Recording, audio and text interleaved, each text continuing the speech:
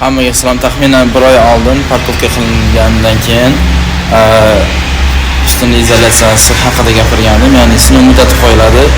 O'sha sinov muddatida ustida 10 sm ga yaqinroq suv quyilib, uni asal tekshiriladi. Agar suv o'tmasa, u yaroqli hisoblanib, keyingi etapga o'tishga ruxsat beradi. Hozir mana sizga ko'rsatamiz.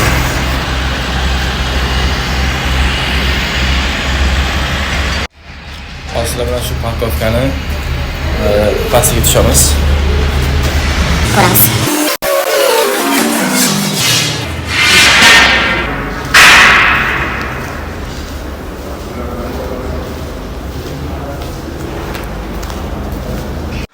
Parkovkada hammasi quruq, hammasi chotki, zo'r.